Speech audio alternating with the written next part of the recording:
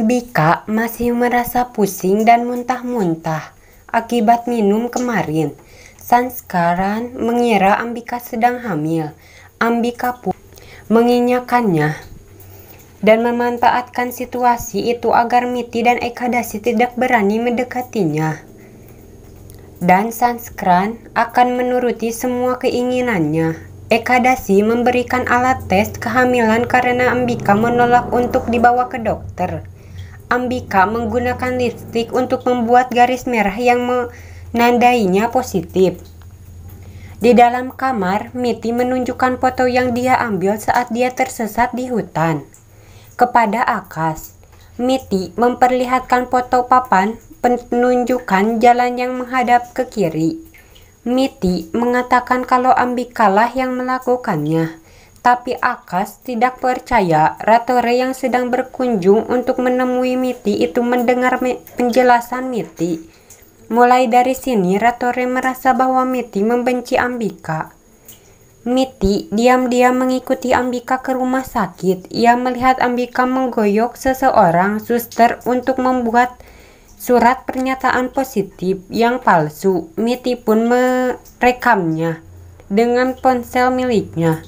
Miti masuk ke dalam ruangan itu dan menunjukkan rekaman pada Ambika.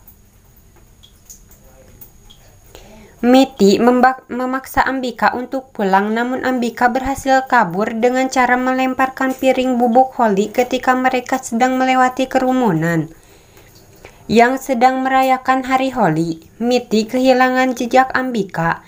Miti pulang ke rumah dan menunjukkan rekaman video tersebut kepada Ekadasi. Akash dan Sanskran sedang bekerja di luar.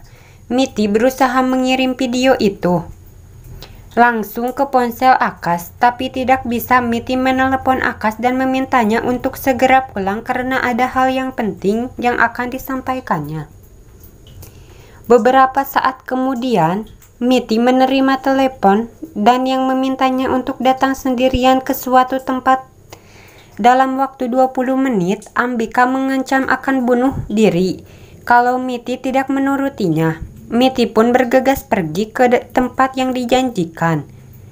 Beberapa saat kemudian, Ekadasi menampar Gornis karena Gomti menertawakan tindakan Miti. Ekadasi, Miti adalah satu-satunya orang yang mempercayaiku. Saat kedua putraku tidak ada yang percayaiku, dia pergi sendirian untuk menyelamatkan keluargaku. Kenapa memang kalau aku mulai menghargainya? Ratore melihat Miti dan Ambika duduk di dalam satu mobil. Ia pun mengikutinya. Ambika membawa Miti ke tempat yang sunyi. Miti memperlihatkan rekaman video itu sekali lagi. Ambika melemparnya. Ambika kemudian menceritakan semua perbuatannya. Miti dan Ambika, Ratore bergegas memadamkan apinya. Miti pun dibawa ke kantor polisi. Sesampainya di rumah, Akash menanyakan keberadaan Miti pada Ekadasi. Tetapi Ekadasi sendiri tidak tahu kepada mana Miti pergi.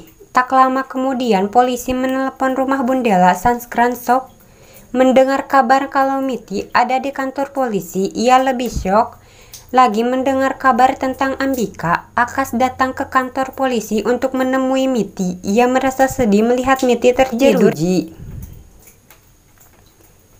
Akash membangunkannya perlahan. Miti, kenapa kau tidak pulang lebih cepat? Akash hanya terdiam dengan mata berkaca-kaca. Hatinya hancur melihat kondisi Miti seperti ini. Miti mulai histeris dan mengulangi kata-katanya. Sanskran dan Ekadasi datang menyusul Akash. Sanskran, kenapa kau melihatkan itu kepadanya? Sanskran, pembunuh kau telah melenyapkan istrinya. Ekadasi, ini bukan waktunya untuk duduk seperti ini waktunya untuk menjadi kuat. Akash, aku belum bisa mempercayai ibu sepenuhnya. Miti akhirnya berdiri dan mendekati Akash. Miti, akhirnya Ratore datang ke kantor polisi untuk memberikan kesaksian. Ia mengatakan apa yang dia lihat. Ambika berteriak, "Kenapa kau ingin melenyapkanku?" Polisi, "Itu artinya Miti yang membakar Ambika hidup-hidup." Ratore, "Aku tidak pernah mengatakan itu. Dalam kasus ini ada perbedaan antara melakukan dan kemungkinan. Hanya kemungkinan kalau Miti sudah membakar Ambika hidup-hidup." Akas yang sedang melintas terkejut mendengarnya. Ia hanya mendengar bagian terakhir kata-kata Ratore. Akas tidak percaya kalau Ratore tega memberikan kesaksian seperti itu.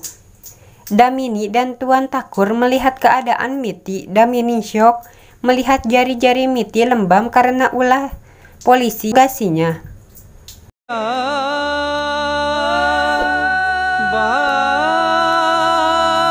Balamu abo